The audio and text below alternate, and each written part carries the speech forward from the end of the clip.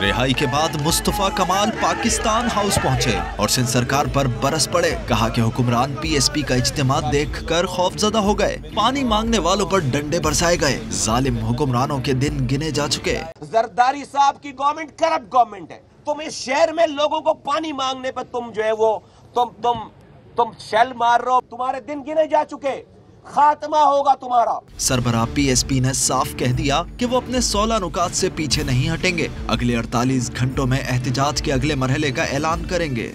हम 18 रातों तक रोड पे पड़े रहे। एक मरहला था, दूसरा मरहला आज हो गया।